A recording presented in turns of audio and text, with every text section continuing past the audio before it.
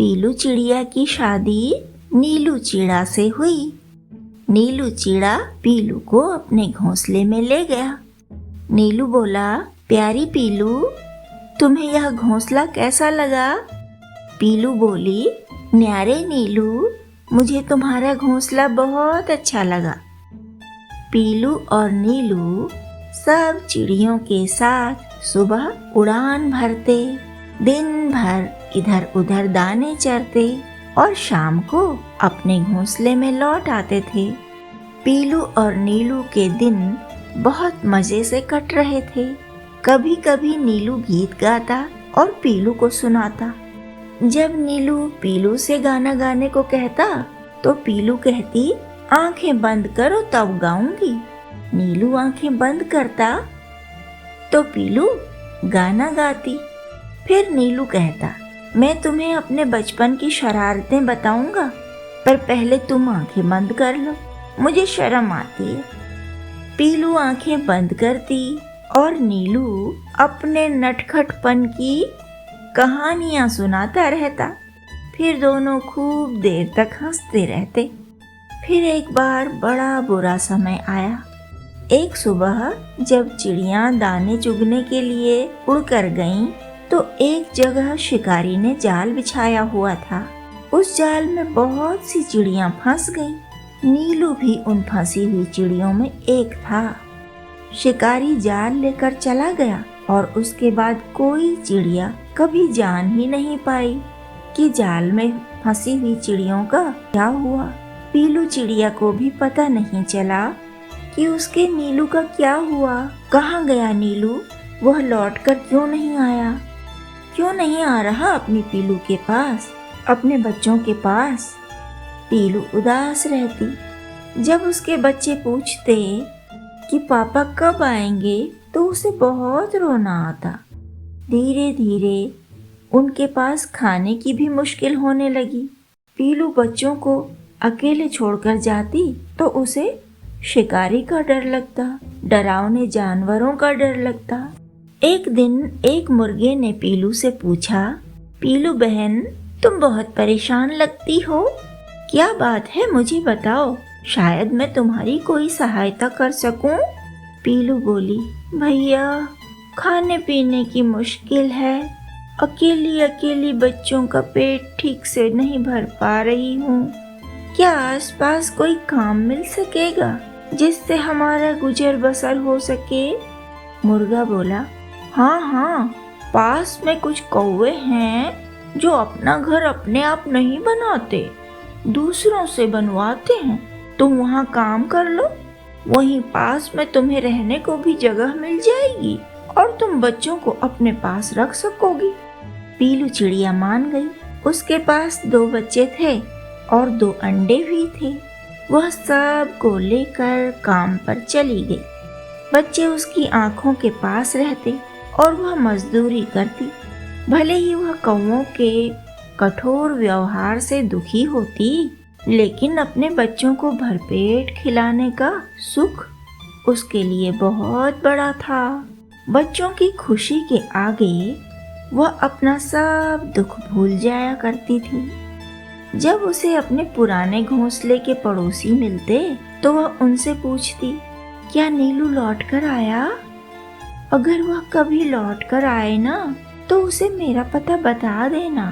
वह चाहेगा तो मेरे साथ मजदूरी कर लेगा, नहीं तो हम साथ साथ पुराने घर में सुख से रह लेंगे। अगर नीलू खाने की कोई व्यवस्था न कर पाए, मैं तब भी उसे अपने साथ रखूंगी। अब तो मैं मजबूत हो गई हूँ ना, बहुत काम करती हूँ। मेरे बच्चे भी बड़े हो रहे हैं। कुछ समय के बाद वो अपना अपना खाना अपने आप ढूंढने लगेंगे। छोटे बच्चे भी हैं जिन्हें नीलू ने देखा भी नहीं है। नीलू आएगा तो उन्हें देखकर कितना खुश होगा। पीलू हमेशा नीलू के बारे में ही बातें करती रहती। वह कभी भी नीलू को भूल नहीं पाई।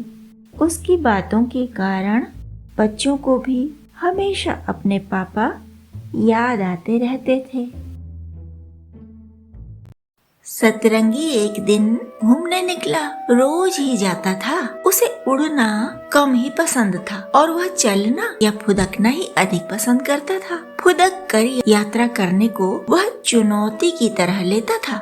चलते चलते बारिश होने लगी। वह एक जगह रुका। सामने देखा कि एक पीली चिड़िया सिर पर टोकरी उठाए जा रही थी। उसके साथ 2 छोटे छोटे बच्चे भी थे।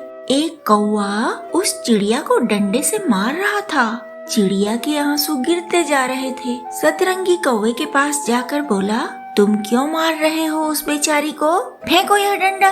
कौवा बोला, भाग जा यहाँ से, यह मेरा इलाका है, मैं यहाँ का गुंडा हूँ। इस चिड़िया से अपना काम करवाता हूँ। इसके बच्चों का और इसका पेट भी मैं ही भरता हूँ, समझे? चिड़िया चली गई थी। सतरंगी उसके घर गया और उससे बोला, सुनो बहन, तुम्हें कौवों की गुंडागर्दी नहीं सहनी चाहिए। नाम क्या है तुम्हारा?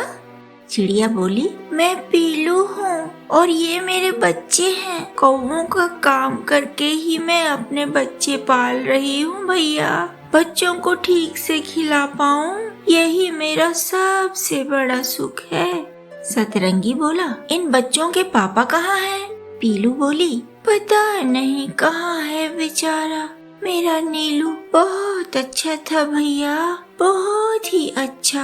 वह मेरे साथ था तो बहुत खुश रहती थी मैं। कोई चिंता नहीं रहती थी, कोई दुख नहीं था, कोई कष्ट नहीं था, कोई पीड़ा नहीं थी। एक दिन वह पहेलियों के जाल में फंस गया। पता नहीं कभी छूट पाया या नहीं। तब हम दूसरी बस्ती में रहते थे भैया। वहाँ रहती तो अकेली बच्चों की देखभाल कैसे करती।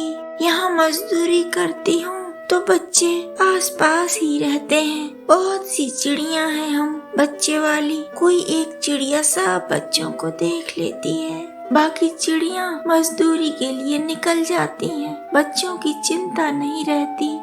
सतरंगी ने कहा, कैसा था तुम्हारा नीलू? मुझे उसके बारे में बताओ। मैं दूर दूर जाता हूँ, अगर उसके जैसा कोई दिखेगा तो मैं तुम्हें बताऊंगा। पीलू बोली, उसका नाम नीलू था। यह तो तुमने जान ही लिया सतरंगी भैया। उसका प्यारा सा भोला सा चेहरा था, नीले रंग का था, बड़ी बड़ी आँखें थीं, खूब सुंदर पंख थे। उसके पैर मेरे और तुम्हारे पैरों की तरह ही पीले थे। मुझसे थोड़ा सा बड़ा दिखता था बस। सतरंगी बोला, देखो ना, आदमियों के बच्चे कितने आनंद से रहते हैं, मजे से खेलते रहते हैं। सब पशु पक्षियों के बच्चे भी खुश रहते हैं, पर तुम्हारे बच्चे दुखी दिखते हैं मुझे। पीलू बोली, दुख भी जीवन का हिस्सा ही है भैया। मेरे बच्चे भी अपने पापा को बहुत याद करते हैं। तुम खोजना हमारे नीलू को। आदमियों के, जानवरों के बच्चे खुश रहते देखे तुमने, पर मैंने एक चितकबरी गाय के बच्चे को नदी में डूबते देखा था। तब से मुझे बहुत डर लगता है। मैं अपने बच्चों को अकेले नहीं छोड़ती। सतरंगी बोला, अच्छा कभी कभी मैं तुम्हारे बच्चों को घुमाने ले जाऊं? पीलू बोली, हाँ भैया, मामा हो तुम, ले जाना मेरे बच्चों को। सतरंगी अगले दिन पीलू के बच्चों को घुमाने ले गया। खूब सारे रंग बिरंगे फूल दिखाए उसने। तो पीलू के बच्चे बोले, ये फूल तो सतरंगी मामा जैसे लगते हैं, ये फूल तो सतरंगी मामा जैसे लगते हैं। तब सतरंगी ने उन्हें खुले मैदान दिखाए, महल दिखाए, झोपड़ी दिखाई और बताया कि यहाँ मनुष्य रहते हैं। फिर सावधान किया कि पिंजड़े में बंद करने वाले ये आदमी लोग ही होते हैं। सावधान रहो, यह बड़ी चुनौती है। जीवन की सुरक्षा के लिए, स्वतंत्रता बनाए रखने के लिए सजगता एक चुनौती है बच्चों। बड़े होकर तो और भी चुनौतियाँ आएंगी, पर अभी हंसी खुशी और मस्ती के साथ साथ सतर्क रहने की चुनौती है। पीलू के बच्चे सतरंगी मामा के साथ खूब खुश रहते, मस्त रहते। वह उन्हें अच्छी अच्छी बातें सिखाता भी रहता था और नई नई जगहें दिखाता भी रहता था। पीलू को यह सब बहुत अच्छा लगता था। एक दिन सतरंगी ने कहा, पीलू बहन, तुम्हारे बच्चे तो खुश रहने लगे, पर तुम अब भी खुश नहीं लगती मुझे। पीलू बोली, मुझे नीलू की याद आती रहती है। वह तो किसी से दुश्मनी नहीं मानता था, वैर भाव था ही नहीं उसमें, पर यह दुनिया उसकी दुश्मन क्यों हो गई? हमने क्या बिगाड़ा था लोगों का? उन्होंने हमारा घर क्यों उजाड़ दिया? सतरंगी बोला, इस तरह से सोचती रहोगी तो बीमार पड़ जाओगी, तब तुम्हारे बच्चे भी खुश नहीं रह पाएंगे। ठीक से सोचो, दुनिया से सब चले जाते हैं, कोई पहले कोई बाद में। जो अपनी देखभाल नहीं करता, जो सुरक्षा के लिए सतर्क नहीं रहता, उसके लिए अधिक ही खतरा होता है हमेशा। अपने बच्चों के लिए सोचती हो, यह अच्छी बात है, पर रो रो कर सोचने की क्या आवश्यकता है? अगर तुम्हारा नीलू किसी दिन लौट कर आ जाए तो वह दुखी होगा ना, तुम्हें देखकर कि हाय मेरी पीलू कितनी दुखी है, मेरे कारण इसने बहुत कष्ट उठाए। रहोगे फिर दोनों दुखी के दुखी। पीलू बोली, नहीं भैया, नीलू आ जाएगा ना तो मैं इतनी खुश हो जाऊंगी, इतनी सुखी हो जाऊंगी कि बस नाचती रहूंगी, नाचती रहूंगी। नाच नाच कर मैं तो पागल ही हो जाऊंगी। सतरंगी ने कहा, मतलब तुम्हें या तो बीमार होना है या पागल होना है, थोड़ा सा संतुलन बनाना सीख लो।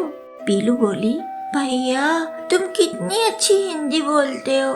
आजकल तो लोग पता नहीं कैसी गंदी सी खिचड़ी पका देते हैं, हिंदी अंग्रेजी की बोलते हैं, इंग्लिश इंग्लिश। सतरंगी बोला, मेरी दोस्ती एक बूढ़े आदमी से हो गई थी। वह अकेला रहता था, मैं भी अकेला था। उसने मुझे बहुत कुछ सिखाया है। पीलू बोली, पूरी बात बताओ न भैया। सतरंगी ने कहा, मैं भी उदास रहता था उन दिनों।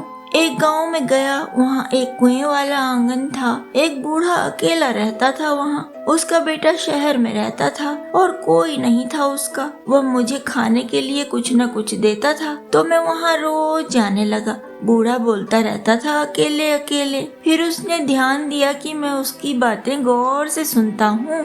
उसके घर कोई आता जाता भी नहीं था। एक बार वह बीमार पड़ा। वह कहा करता कि कोई मेरे बेटे को खबर कर देता तो बेटा आता और मुझे बचा लेता। मुझसे पूछा उसने तो मैं उसके बेटे को बता आया, संकेत ही संकेत से, समझी। वह मेरा बूढ़ा दोस्त तुम्हारी तरह निराशा की बातें करता तो मर ही जाता। बूढ़ा था, बीमार था, तुम न बूढ़ी हो न बीमार, पर मरी मरी बातें करती रहती हो।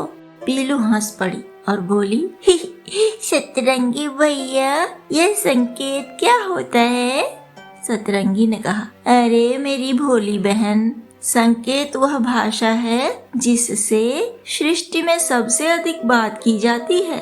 शब्द तो बाद में आए। आदमी इतना ज्यादा बोलता है, पर उसे भी भाषा सीखने में समय लगता है। भाषाएं भी तो बहुत सारी हैं ना आदमियों की। एक दूसरे की बात समझने के लिए सबसे अधिक काम आती है संकेत की भाषा, इशारों की बोली। पीलू ने कहा, भैया मेरे बच्चे तुम्हारी बहुत प्रशंसा करते हैं। सतरंगी बोला, यह प्रशंसा शब्द कैसे सीख लिया तुमने? पीलू बोली, मेरे बच्चों ने तुमसे सीखा और मैंने अपने बच्चों से। सतरंगी बोला, मैंने सीखा अपने बूढ़े दोस्त से। एक दिन मैं तुम सबको उसके पास ले जाऊंगा। वह बहुत अच्छा है, पशु पक्षियों को नहीं खाता, अंडे भी नहीं खाता किसी के। तुम चाहो तो उसके घर में ही रह सकती हो। सतरंगी की बातें सुनकर पीलू भी खुश हो गई थी।